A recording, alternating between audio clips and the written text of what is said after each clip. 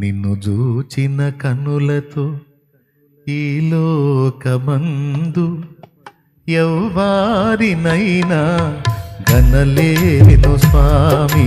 నిన్ను చూచిన కన్నులతో ఈ లోకమందు ఎవ్వారినైనా గనలేను స్వామి.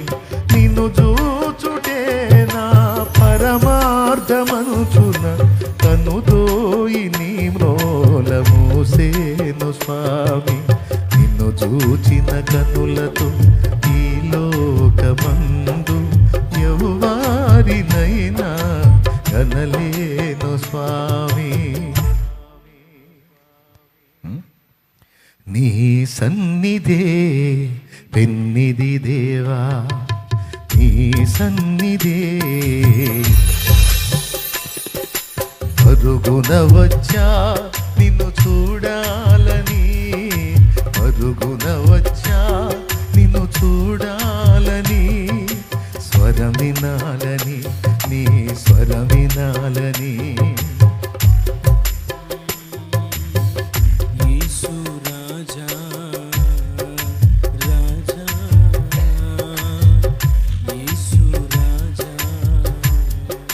ఏమండి, నిన్ని పాటలో భక్తుడు అంటాడు,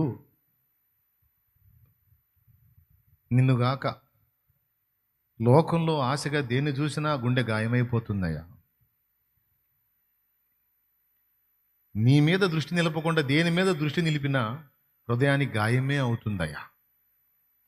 ఎప్పుడైతే మళ్ళా నీ వైపు చూస్తానో ఆ గాయాలు, ఆ వ్యధలన్నీ త్రుటిలో మాయమైపోయినాయి ప్రభు. దాన్ని కాస్త గ్రాంధికం, ఏమండి, తెలుగులోనే కొంచెం లోతైన పదాలు మెన్షన్ చేసి పెద్దోళ్ళు రాసుకున్న పాట పాడేదా? మీరు వద్దన్నా పాడతా. ఇతరంబులను నేను పరికించు వేళ ప్రతిసారి హృదయంబు క్షతమాయ స్వామి. ఇతరంబులను నేను పరికించు వేళ ప్రతిసారి హృదయంబు క్షతమాయ స్వామి. మదిలోని నయనాలు నీ వైపు చూడ, మదిలోని నయనాలు నీ వైపు చూడ, వ్యధలెల్ల త్రుటిలోన తొలగేను స్వామి. వ్యధలెల్ల త్రుటిలోన తొలగేను స్వామి. నిన్ను చూచిన కనులతో ఈ లోకమందు ఎవ్వారినైనా కనలేను స్వామి.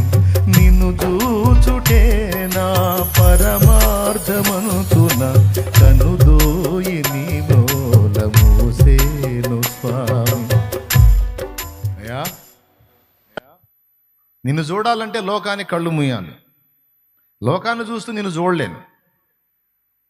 నిన్ను చూడాలంటే నీ మ్రోల, నీ వైపు తిరిగి కళ్ళు మూయాలి. లోకం కళ్ళు మూస్తే అప్పుడు మనోనేత్రములు, మదిలో నీ నయనములతో అప్పుడు చూడగలుగుతాను నేను.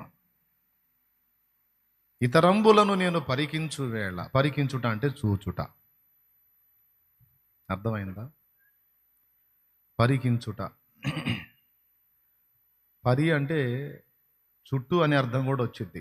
పరిభ్రమించుట అంటే చుట్టూ తిరుగుట. పరిస్థితులు, చుట్టుముట్టిన స్థితులు, చుట్టూ ఉన్న స్థితులు. పరి అంటే చుట్టూ అనే అర్థం వస్తుంది. పరికించుట అంటే చూచుట అని కూడా అర్థం వస్తుంది. దేవునికి స్తోత్రం చెప్పండి, పెద్దగా చెప్పండి. హల్లెలూయా. ఇతరంబులను నేను పరికించు వేళ ప్రతిసారి హృదయంబు క్షతమాయే. క్షతము అంటే గాయములు.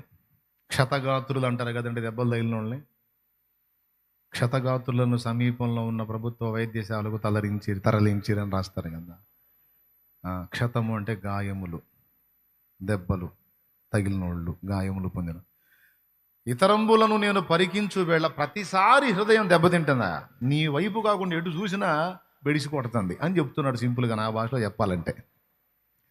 మదిలోని నయనాలు నీ వైపు చూస్తే ఎప్పుడైతే ఇలా అవుతుందో, వద్దొద్దని నీకెళ్ళి ఎప్పుడైతే చూస్తున్నానో అప్పటిదాకా నన్ను తరిమిన వ్యధలన్నీ త్రుటిలో మాయమైపోతున్నాయి నాయన. అందుకే నీకు వద్దనుకున్నా. నిన్ను చూసిన కనులతో ఈ లోకమందు ఎవ్వరిని చూడలేనయ్యా స్వామి, యేసు స్వామి. నిన్ను చూచుటే నా పరమార్థం. కాబట్టి నీవే కావాలి, నీతోనే గడపాలి, నిన్నే చూడాలి, నీతోనే నడవాలి. ఇది భక్తుని హృదయ కోరిక, వాంఛ.